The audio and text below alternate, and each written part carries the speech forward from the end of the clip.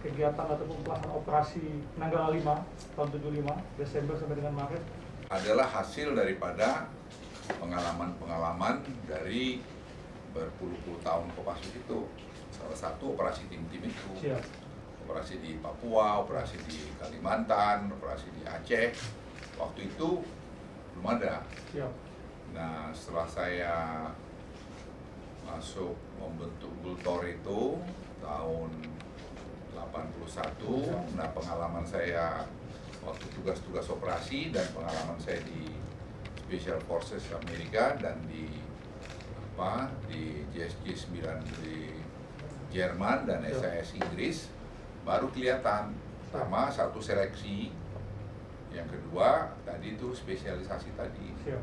Nah, makanya setelah Den 81 terbentuk, nah kita membuat dengan Pak Sintong, saya bilang Kopassus itu harus ada, jangan generalis saja, harus ada spesialisasi. Nah, kita reorganisasi lah Kopassus tuh waktu itu, jumlahnya dari hampir 6.000 lebih ya, jumlah Kopassus tuh jadi 3.000. Lebih itu besar sekali. Itu kita, itu ada lagi seleksi ulang itu yang main di Sulawesi Selatan itu. Itu juga refleksi itu. Tujuannya itu kan sebenarnya tujuannya itu menseleksi prajurit Kopassus yang mampu mengambil keputusan cepat, tepat dalam keadaan tertekan. Itu saya ingat saya rumuskan itu kalimat itu. Nah, untuk itu ditunjanglah latihan-latihan spesialisasi. Setiap pergu itu ada spesialis, ada radio, ada nembak runduk, ada kesehatan, ada macam-macam sesuai tugas dia. Jadi dia di-tailor dalam melaksanakan tugasnya. Nah, itu saya kira sejarah Kopassus yang paling penting kalian lihat. Seperti Kopassus ada perang hutan. Nah, saya sayangkan waktu itu perang hutan dihilangkan. Karena saya marah waktu itu sama dan Jen yang kedatang karena saya bilang nggak bisa, ini masih Indonesia ini dalam itu adalah operasi dalam negeri. Jadi perang hutan itu sepanjang masa akan terjadi. Di samping tadi perang kota itu. Nah, itu sekarang Papua kan? Itu. Jadi dulu sampai detail saya masih ingat betul bagaimana nembak reaksi 1, 2, 3, 4 itu saya yang buat itu. Nah, itu yang membuat Kopassus itu jadi makin bagus. Dulu kan saya ingat waktu ke tim-tim tahun 75 itu modalnya modal berani aja sama nembak. Pasti modalnya lain, nggak ada latihannya, nggak ada spesialisasi. Nah, dari situ mewarnai saya itu. Ini kenapa gini Kopassus gini gitu. Nah, jadi dalam perjalanan karir saya lihat itu, saya berbagai tugas-tugas, berbagai pendidikan, enggak, Kopassus ini harus dirubah. Itulah lahir spesialisasi itu. Nah, jadi Kopassus itu sebenarnya dibikin piramidal waktu itu. Jadi ada para komando, ada Sandiuda, ada Gultor. Gultor ini juga ada kelengkapannya dulu. Itu juga pengalaman Sanda. Jadi makanya diberikan Sanda dulu. Jadi itu sebenarnya bagian daripada krem de la kremnya Kopassus. Nah, kemudian kita bentuklah Charlie dulu. Charlie itu inti daripada itu semua. Itu sejarah itu. Charlie itu kemudian mati gara-gara ya orang punya pikiran-pikiran ada mau kudeta lah, ada apa, padahal tidak ada urusan sama sekali situ. Urusannya adalah bagaimana membuat bisa melakukan operasi-operasi khusus di belakang behind enemy line. Itu idenya itu. Jadi yang bisa disusupkan, yang melakukan kegiatan, jadi diseleksi benar-benar. Nah, seleksi itu dari mulai Parako, Sandiuda sampai pada tadi ini di Gultor itu. Tapi saya lihat sekarang berubah malah jadi terbalik piramidalnya. Ya, tapi ya itu urusan generasi kalian lah. Jadi itu sebenarnya yang kalian harus bikin satu buku perjalanan bagaimana Kopassus ini menjadi seperti sekarang ini. Supaya jangan, kalau orang nanti mau robah-robah, dia mesti lihat, karena pada dasarnya pasukan khusus itu dunia sama. Tidak ada banyak beda, jadi jangan bikin aneh-aneh. Jadi kalau di Amerika ada Ranger-nya, ada Special Forces-nya, ada Delta Force-nya. Ya, itu dia. Kalau di Inggris ada pasukan komandonya, ada sampai nanti Special Air Service-nya. Jadi krem de la kremnya mereka itu ada, setiap negara itu ada. Ya. Jadi itu yang Kopassus jangan lari dari sana, dari nilai-nilai itu. Jadi jangan hanya operasi besarnya ini, operasi besarnya hebat-hebat ini. Banyak, kalian mesti dengarin Pak Sintong. Misalnya operasi bagaimana dulu beliau di bukan itu, di mana? Di Papua. Pernah anak buahnya karena bagaimana naik perahu udah pada muntah, udah pada nggak mau. Betul dikasih istirahat, suruh makan dulu, semua bangun lagi. Artinya apa? Itu tadi jangan pernah prajuritmu lagi lapar itu kok perintah-perintah. Jadi leadership yang Napoleon bilang itu, yang paling dalam daripada prajuritmu adalah perutnya. Jadi kalau perutnya ini bisa diurus dalam arti yang luas ya, itu dia akan tetap loyal pada kamu. Kalau tidak, makanya ada banyak perwira atau adalah beberapa perwira kita yang mungkin itu ditembak anak buahnya di lapangan karena kejadian-kejadian semacam itu. Nah, ini saya kira perlu Kopassus membuat satu perjalanan panjang dari sejarah Kopassus itu. Jadi banyak anunya. Nah, kenapa Kopassus itu selalu bisa bagus lagi gitu loh? Itu tadi lebih bagus pulang nama daripada gagal dalam tugas. Jadi itu dibudayakan dari jaga nama derajat kehormatan Korps Barik Merah. Itu terus harus ditanamkan itu di jiwanya. Jadi jangan sampai ada sekarang mantan-mantan pemimpin di Kopassus malah jadi mbalelo daripada Sabta Marga Sumpah Prajurit. Nggak bisa. Ya kalau nggak suka ya diem. Tapi jangan jadi membuat adu aliran politik. Itu yang penting di Kopassus itu harus dibudayakan. Ya, dan itu yang saya bawa ke diri saya dan saya tularkan ke semua itu. Makanya waktu saya dulu komandan di Gultor, saya bilang, kamu loyalitasnya itu pada institusi, bukan loyal kepada Luhut Panjaitan. Luhut Panjaitan itu hanya komandan. Besok lusa dia udah komandan lagi, ya kamu loyal pada komandan baru. Institusi itu yang kamu loyali. Nah, institusi itu. Nah, itu yang harus diwarnai oleh Kopassus. Dan berkali-kali saya semua dalam perjalanan karir saya selalu ingatkan itu.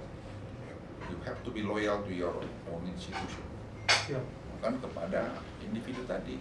Jadi jangan ada yang didewa-dewakan. Nah, saya tidak mau itu didewa-dewakan. Karena besok lusa saya jadi seniormu aja, jadi dulu sesepuh atau apalah. Jadi saya kira Kopassus, sejarah besarnya Kopassus yang banyak mungkin orang nggak lihat. Bagaimana Kopassus itu ditrain, bagaimana Kopassus dilatih. Nah, nanti baru ujungnya tadi bicara ini. Nah, bagaimana operasi tim-tim atau operasi di Papua, di tim-tim di Kalimantan Barat, di Aceh, di Pereri Permesta, di mana aja lah mereka yang palagan-palagan main itu selalu berhasil karena spirit itu. Jadi spirit tidak pernah menyerah itu. Ya, itu yang penting. Jadi kalian yang masih mesti selalu didorong itu. Nah, kalau operasi tim-tim itu sebenarnya itu ada latar belakang politik. Saya masih ingat, saya Letnan 1 waktu itu. Latar belakang politiknya itu sebenarnya, kalau Anda ingat, domino teori itu. Domino teori, di mana Vietnam itu waktu itu jatuh. Ya. Jadi, tahun 65, komunis juga kena, terus juga ada kemudian Vietnam, di mana semua kelihatannya mau dikontrol komunis ini. Nah, waktu itu kita di-brief bahwa tim-tim itu bisa menjadi salah satu nanti pangkalan komunis karena di Bakau itu lautnya bisa kapal selam nuklir di sana. Dan lapangan udaranya bisa membawa bom berjarak jauh. Nah, kebetulan Portugal waktu itu dikuasai oleh Partai Komunis. Jadi itu petanya itu. Sehingga Amerika dengan Australia itu pengen mendorong Indonesia supaya masuk di sana. Jadi supaya kalian tahu sejarahnya. Jadi sebenarnya Australia, Amerika terlibat di situ sejarah karena kami di brief itu. Jadi itu perlu kalian tulis sekarang itu. Karena sudah lewat kan, biar tahu bahwa konflik itu terjadi tim-tim itu adalah karena Amerika dan Australia. Ya, makanya saya bilang kemarin ada 3 bulan lalu ada intelijennya Australia datang, saya sampaikan. Saya bagian dari sejarah. Nah, kami di brief itu bahwa komunis akan masuk di sana, ada Fretilin di sana, ada UDT, ada PDT, apalagi itu macam-macam partai. Ya. itu main. Nah itu lebih mereka bilang apa namanya itu UDT ini partai yang paling kuat tuh Fretilin karena ada komunisnya gitu. Sudah ya kita disiapin. Jadi itu persiapan itu kan Desember masuk. Desember tanggal 7 Desember 75. Tapi kalau ditarik ke belakang itu sebenarnya sudah mulai bulan Juni, Juli sudah pada masuk itu. Ada tim Susi, Umi segala macam itu sudah mulai masuk. Tapi yang saya sebenarnya sesalkan sampai hari ini, kenapa intelijen kita melihat tim-tim itu, melihat diri itu aja pun tidak pernah lengkap. Nah, saya waktu dapat briefing itu, sudah saya beritahu, lah kalau mudah masuknya di tim-tim, kenapa di perbatasan mereka kekuatan bukan satu brigade plus Susi Umi segala macam itu masuk di perbatasan Atambua area semua itu nggak pernah bisa. Pertempuran saat ini saya lihat ke RSPAD tentara kita banyak sekali yang korban. Nggak mungkin dia nggak kuat. Tapi briefing waktu itu selalu mengatakan kalian nanti terjunkan hari Minggu, kemudian nanti hari Senin udah upacara bendera. Upacara Senin, waktu itu kan masih terkenal itu. Tapi saya bilang nggak benar. Kemudian dibakar di Sungai Komoro ada buaya. Itu saya mau nggak masuk akal gitu. Jadi lu kenakan sebagai perwira itu perlihat intelijen kita kok begini. Gitu. Nah satu, yang kedua saya lihat lagi koordinasi dalam persiapan operasi itu nggak bagus, berantakan itu. Jadi salah satu operasi Linut yang paling berantakan di dunia kali itu waktu itu, karena tidak ada bisa hubungan komunikasi sama sekali. Jadi sistem radio apa semua. Jadi rencana perencanaannya menurut hemat saya tidak baik. Nah, kemudian kita tidak tahu apa yang terjadi. Latihan kita itu sebenarnya hanya gerak jalan, ransel 25 kilo, 30 kilo, ya, terus peluru penuh, makan penuh, nembak. Ya latihan drill DPR itu aja. Gak ada lain dari itu. Nah jadi itulah Kopassus zaman itu. Nah saya juga tanya lo ini. Tapi waktu itu pikiran saya karena sebagai letnan, ya baret merah tuh udah kena peluru nggak mati lah kayak gitu pikiran saya. Tapi ya sudah kita jalanin aja. Nah saya masih ingat itu tanggal 5 Desember. Atau 4 Desember, 4 mungkin sore. Ya. Saya lagi ada di Jakarta, tiba-tiba diberitahu balik ke asrama. Kita balik ke asrama, terus tanggal di brief bahwa Presiden Nixon sudah meninggalkan Indonesia.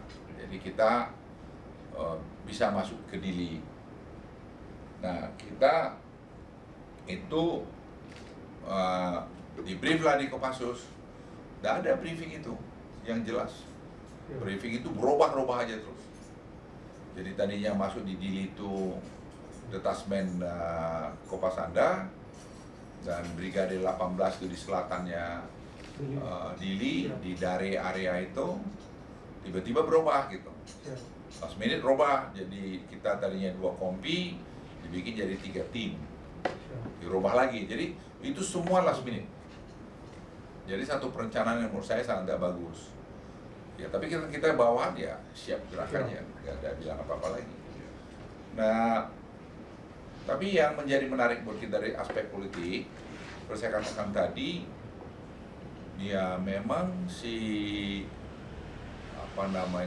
negara Barat ini ingin membendung komunis. Jadi kita terjun ke sana itu dalam konteks itu. Nah, tapi saya masuk situ dulu ya.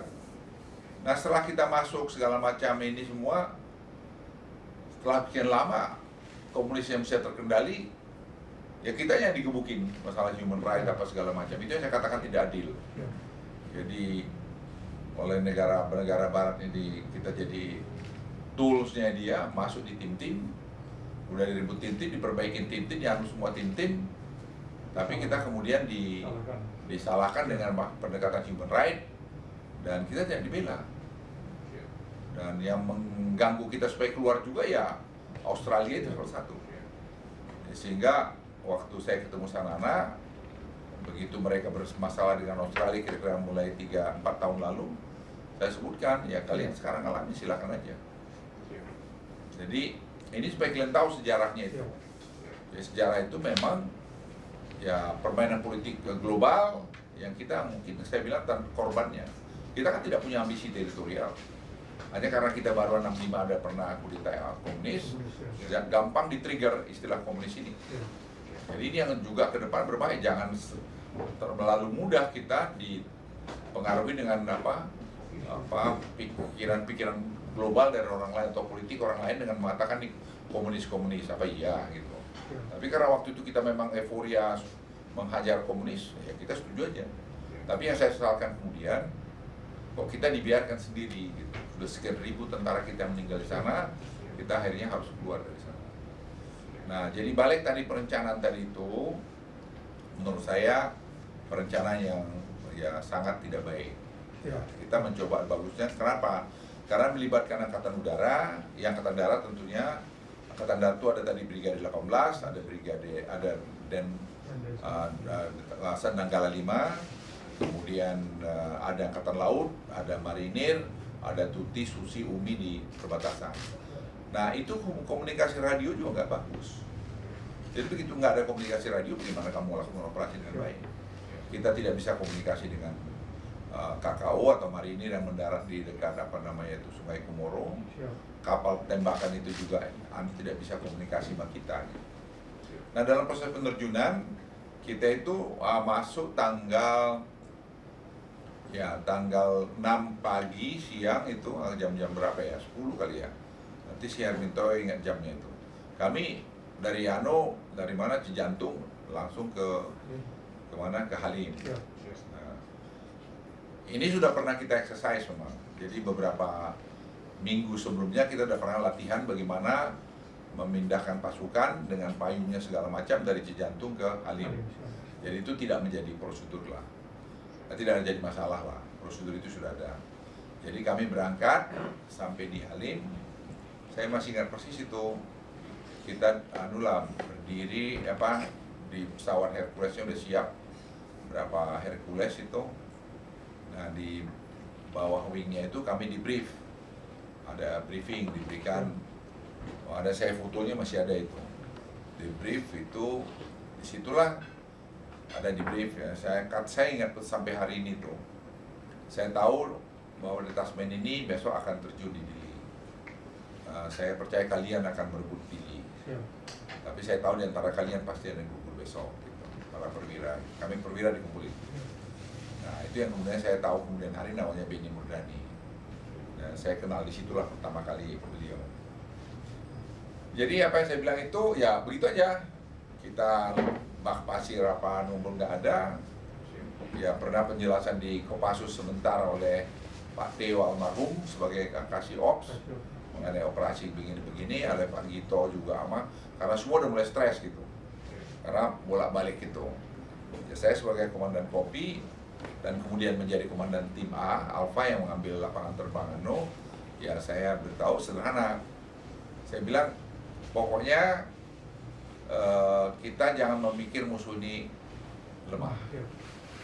Kenapa? Kalau ini musuh lemah, kita dari perbatasan sudah bisa masuk. Pasti musuh kuat. Oleh karena itu siapkan kalian semua yang terjelek untuk terjadi pada kita. Jadi sampai di Madiun sudah agak sore itu.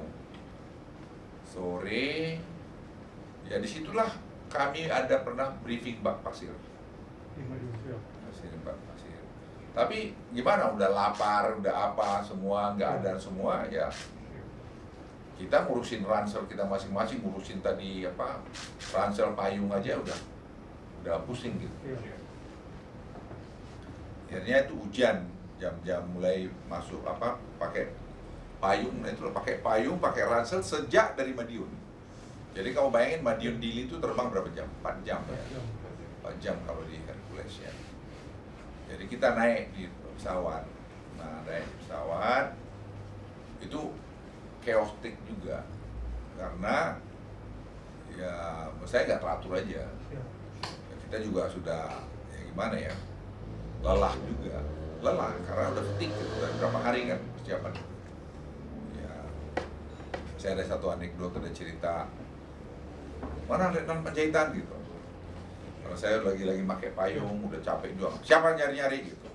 Rupanya kayak Sau yang nyari. Seperti pertama, siap udah gitu. Jadi ya seperti itu. Nah, kita masuk, Pak Atang Sutresna tiba-tiba nyari payungnya. Payung komandan detasmen dan nyari payung. Payung saya di mana? Siap komandan. Seingat saya beliau tuh nggak pakai payung beliau, pakai payung cadangan, payung yang yang disiapkan itu. Nah, mundur lagi sebelumnya kami berangkat dari Jantung, Pak Atang itu sempat bilang saya, Hud, saya amal dulu ya, wudhu dulu ya gitu. Ya, itu pergilah beliau sebentar wudhu. Nah, itulah wudhu dia terakhir. Ya, saya karena saya nggak tempat sholat itu kita. Waktu zaman itu juga nggak seperti sekarang juga orang sholat sih. Nggak seperti sekarang kan, lebih waktu itu ya karena udah keadaannya juga lah menurut saya. Kira kami sampai di Madiun, briefing tadi semua, ya udah kita naik di pesawat. Naik di pesawat itu semua, menurut saya juga, ya maaf sekali lagi briefing itu nggak jelas. Jadi operasi Linut, bagaimana kita tadi dengan Brigade 18, bagaimana tadi detasmen itu juga koordinasinya menurut saya sangat. Saya kan komandan kompi, mestinya saya dapat briefing lengkap kan. Saya nggak dapat, sangat terbatas. Jadi Mak Roji itu hanya memberikan almarhum komandan brigade itu pakai dengan gaya Jawa Timurnya, pokoknya kita mendarat besok sana, ini gini, hari Senin upacara bendera. Ya, itu aja. Mereka pasti datang nanti ngibarin bendera putih atau apalah gitu. Ya begitu kami udah approach itu, di pesawat udah pada muntah karena lama, udah pada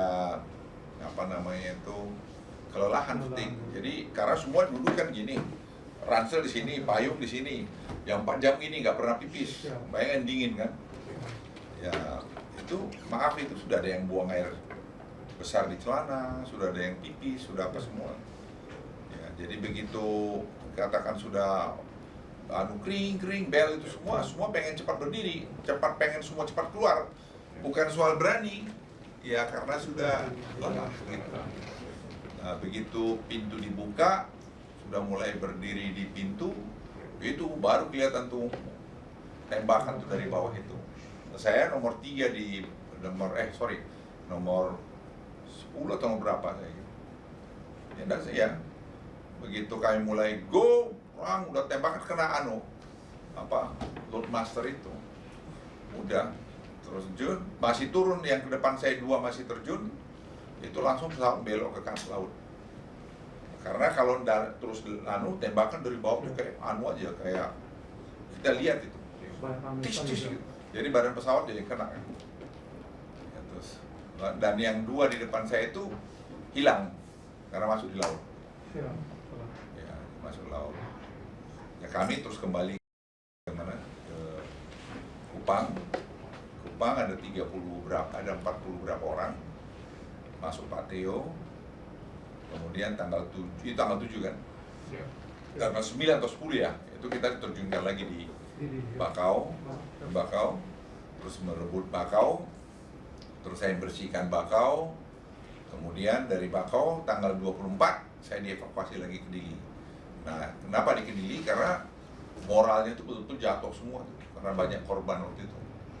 Dari situ yang dianggap segar itu masih yang datang 48 orang kami kalau tidak keliru. Itu yang dianggap masih segar. Nah, itulah yang kemudian jadi engine-nya grup 1 untuk atau detasmen waktu masuk di Aliu, masuk di Dare, terus masuk ke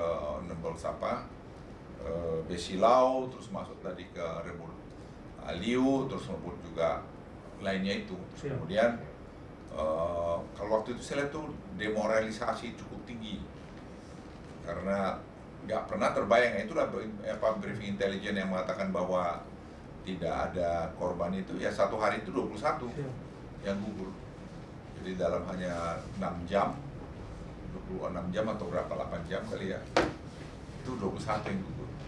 Jadi dari situ anak buah saya ada 8, 7 atau 8 yang gugur. Nah, Pak Atang Sanjaya begitu masuk, Pak Atang Sutresna tembak di dekat kepala, meninggal. Terus kemudian si Atang Sanjaya ketembak tangan juga evakuasi. Jadi komandan kompi yang hidup tinggal saya, dan sampai kepada penugasan kami selesai di tim. Nah, saya pikir itu pengalaman baru. Nah, dari saya setelah itu saya dibawa lagi dari Bakau ke mana, ke Dili. Ya sudah 2 minggu itu ya penerjunan, atau tanggal 7 sampai tanggal 27, ya hampir 13 hari, 14 hari. Itu ya Dare belum direbut, itu belum masuk, jadi semua masih terkungkung di Dili. Nah, tinggal saya yang segar katanya. Ya gitulah perebutan yang perebutan apa namanya, ke Remexio, ke Besilau, dari situ. Itu Brigade KTD 4, terus tadi kemudian dari kompi kompi saya, kompi apa namanya, Harimau nama saya panggilannya. Nah, situlah terus kita masuk terus sampai ke Aliu, kita bersih Aliu, terus masuk lagi ke Lahui. Kita kemudian setelah di Lahui, perebutan Aliu selesai, ya kami ditarik ke Dili untuk tadi membersihkan pinggiran kota Dili.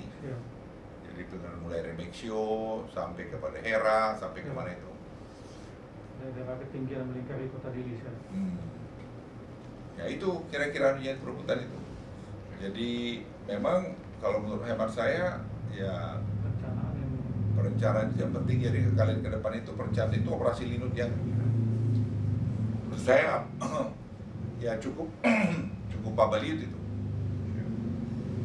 Ya sama penerjunan di Bakau, kita juga dapat intelijen yang keliru bahwa pertahanan di situ berbeda, katanya musuh kuat di sana. Ya, dan kita mendarat di luar runway. Di luar runway itu semua batu karang. Kalau di sana meninggal karena tembakan, di sini patah-patah karena karang. Jadi itu semua itu karang. Jadi orang jatuh itu saya nggak tahu, satu pesawat itu dievakuasi yang ada, yang patah-patah kakinya atau luka atau apa segala macam. Bukan karena tembakan musuh, tapi karena alam. Jadi ada 2 nih sekarang kalau ada lihat. Satu Dili itu karena musuh, sana karena keganasan alam. Sebenarnya bukan keganasan menurut saya, kecerobohan kita. Jadi kami libur lapangan terbang Bakau itu ya sebentar itu, karena perlawanannya juga kecil.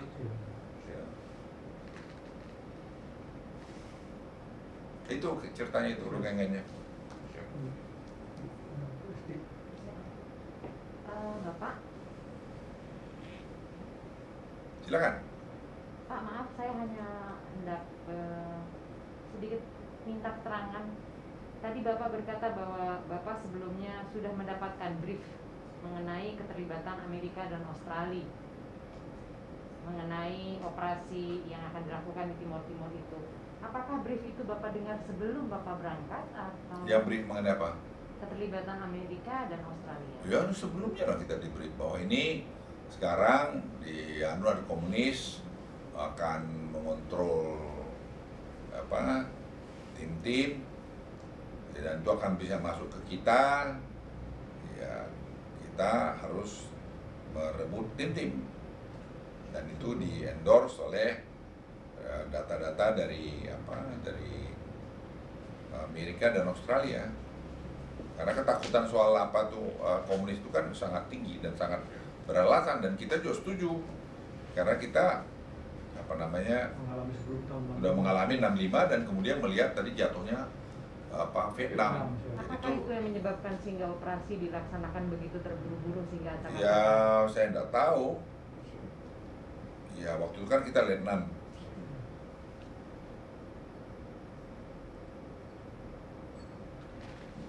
Pak, maaf, ini ada pertanyaan lagi mengenai apabila Bapak berkenan menceritakan mengapa para prajurit dalam operasi Seroja tidak dianugerahi bintang sakti seperti apa yang pernah diberikan pada operasi penerjunan di Pekanbaru dan Merauke berturut-turut tahun 58 dan 67. Ya, saya nggak tahu tuh operasi kenapa enggak ya. Saya pikir juga kalau menurut saya sih, dalam kasus-kasus tertentu saya kira perlu ada yang diberikan bintang sakti mungkin ya. Tapi tentu tidak bisa masif semua juga. Ya, tidak bisa. Saya nggak setuju kalau itu. Jadi bintang sakti itu harus dihargain sebenarnya dengan heroik. Makanya waktu pemberian bintang sakti untuk sersan satu yang di selatannya Lai Sorlai itu itu memang pantas diberikan karena dia orang yang terakhir yang membela timnya dia, tim dari grup 1 itu yang bisa menyelamatkan tim itu kelolosan. Ya, dia sampai di terakhir ya bacok-bacokan sama si Fredrik. Nah, itu kemudian kita tahu dari kami tangkap si komandan kompi pengawal Sanana itu, si siapa namanya itu. Dari dia kita tahu cerita itu. Dan kemudian direkonstruksi cerita itu. Nah, tahulah si Suparman ini ya, Suparlan ini dapatlah bintang sakti. Jadi kasusnya harus begitu. Jadi jangan pemberian bintang sakti itu pemboyokan gitu, enggak setuju. Dan Bapak, ini juga apakah Bapak juga berkenan memberikan pesan kepada generasi muda Kopassus? Ya, pesan saya kan sudah saya beritahu tadi. Jadi memang kalian harus belajar dari sejarah besar Kopassus itu. Ya, sejarah Kopassus itu memang ya tekadnya itu lebih bagus pulang nama daripada gagal dalam tugas. Jaga nama derajat kehormatan Korps Baret Merah. Ya itu harus terus dilakukan. Saya sampai hari itu saya pegang.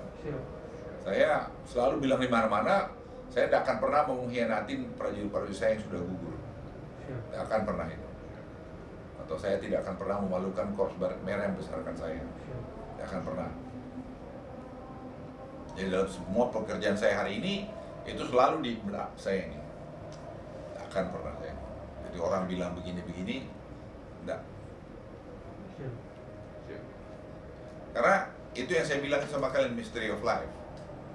Ya, saya mungkin perwira yang paling banyak mengikuti pendidikan di pasukan khusus. Tidak ada seperti saya, maaf, kualifikasinya. Tapi saya kan tidak pernah mencapai puncak perjalanan karir saya di Kopassus. Tapi apakah disesali? Ya ngapain disesalin? Itu bagian daripada kehidupan kita.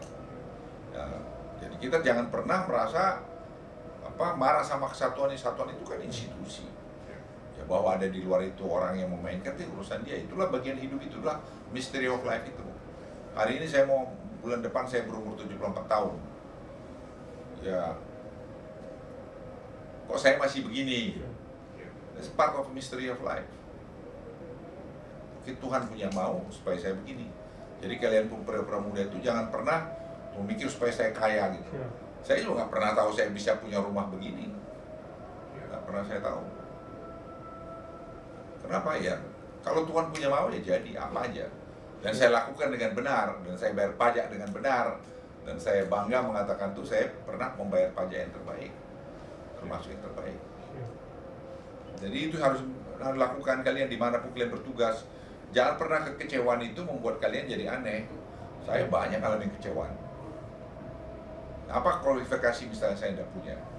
Apa pengalaman operasi saya tidak punya? Apa sekolah saya nggak pernah terbaik? Apa saya pernah begitu? Tapi saya kecewa. Tapi apakah saya bereaksi negatif pada institusi saya? Tidak pernah. I never ever give any negatif komen mengenai saya, tidak pernah. Tidak pada pemerintah, tidak juga kepada institusi, apalagi institusi. Ya, saya diam aja. Saya paling lari aja. Lari 10 km, lari 5, makanya sampai hari ini saya suka lari. Itu aja kompensasinya. Ya, saya baca. Jadi kalian kalau sudah selesai ya mungkin universe ini sudah mendesain kamu sampai situ. Ya sudah. That's it. Tidak ada yang perlu ditangisi. Saya mau nangis, masa saya wadanjen aja gak bisa. Apa sih kualifikasi? Jumlah free fall terbanyak seluruh perwira tinggi Angkatan Darat itu saya loh. Saya instruktur loh. Saya ngelatih free fall pertama itu tahun 80. apa nembak, saya bikin nembak. Kalau mau bicara itu ya, nembak saya bikin nembak reaksi 1, 2, 3, 4 segala macam itu. DPR perangkutan anti gerilya di sana itu bikin itu saya bikin. Sampai bukunya, manualnya itu, yang bikin anak-anak itu saya suruh bikin ini ya, bikin ini, mereka bikin. Tapi kan, apakah karena itu saya harus nangis? Enggak lah. That's part of your life gitu. Jadi para prajurit perwira TNI, perwira Kopassus,